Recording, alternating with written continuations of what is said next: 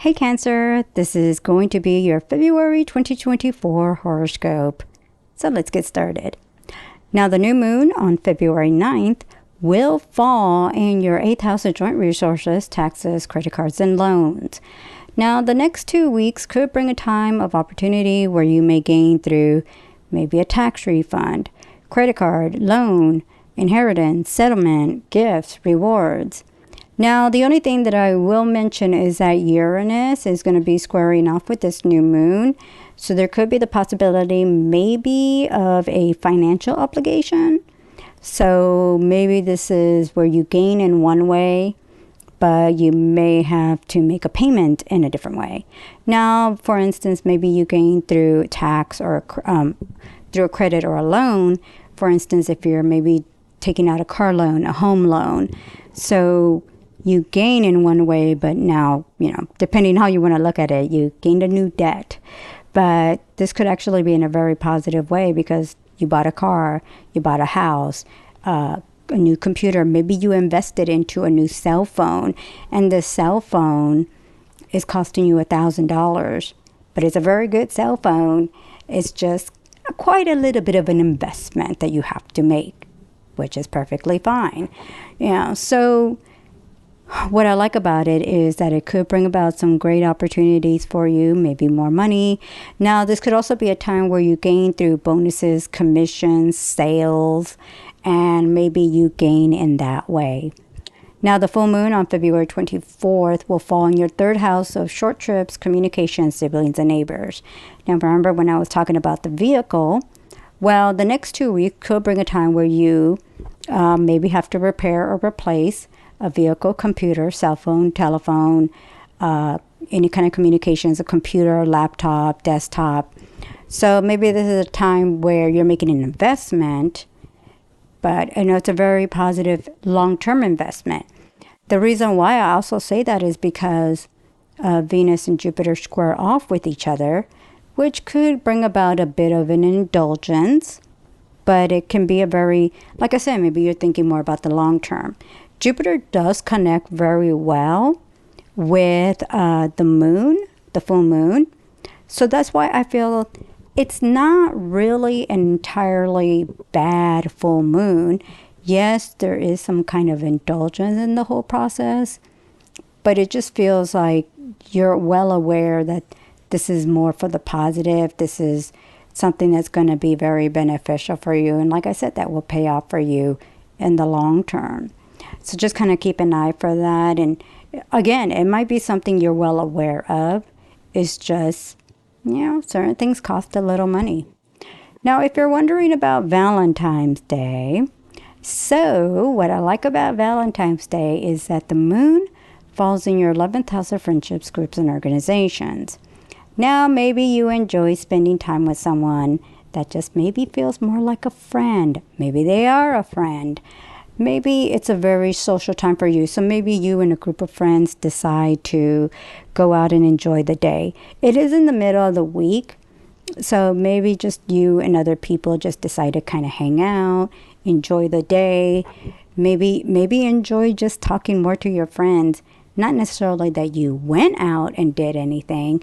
It's just making this more about a time of spending time with the friends than about a love or a relationship or anything like that.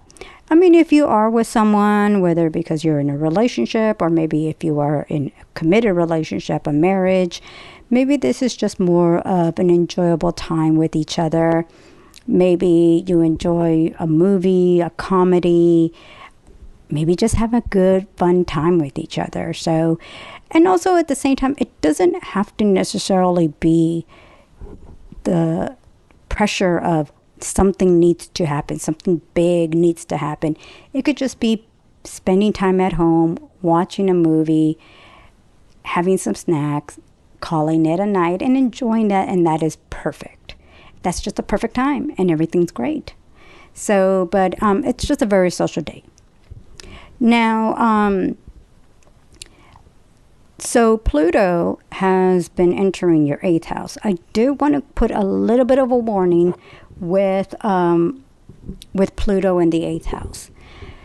I have seen many, many, many times of legal issues with Pluto in the 8th house. And usually I see this like when people go through a divorce, child custody, child support.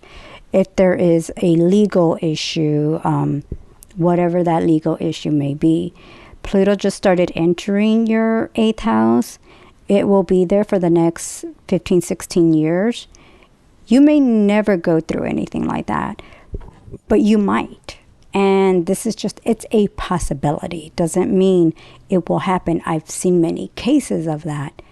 You may never go through that in your entire life. And like I said, and you might possibly.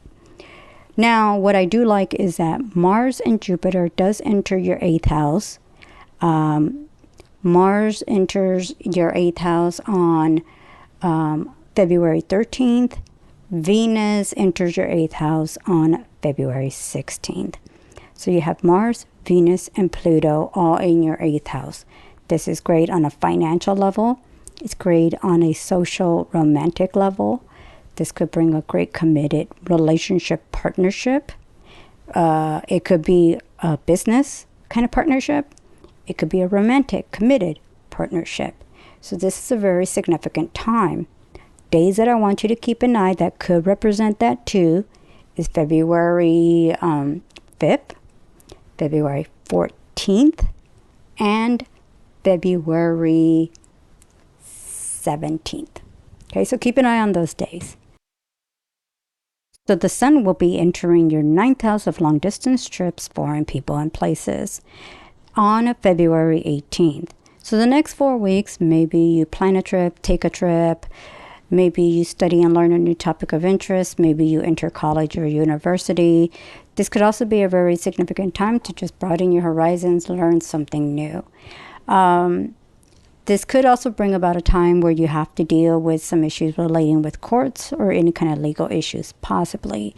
But this is also a really good time just to connect with people that are living long distance from you, whether it's family members, friends, connecting with other people maybe you just haven't spoken to in a while. So it's a good social time for you. But the big one, like I said, is going to be relating with the 8th house. Any kind of financial obligations you might have to deal with. Maybe you start gaining financially, like I said, sales, commissions, opportunities that could bring you more money. This could be a significant time. So there's definitely going to be a lot with that going on. Mercury does also enter the 8th house on February 4th. What I like about that is anything relating with contracts, negotiations, actually is a very good time because you just will find yourself really looking at things more cautiously and carefully. And I feel that's a very good time for you with that. And it just kind of helps you to just be more meticulous with anything that you're dealing with, any kind of contract you have to sign. So it's a very, very active time for you, something to keep an eye out for. I would say maybe expect the unexpected on February 8th. So that's it for right now, and stay tuned next month for more to look forward to.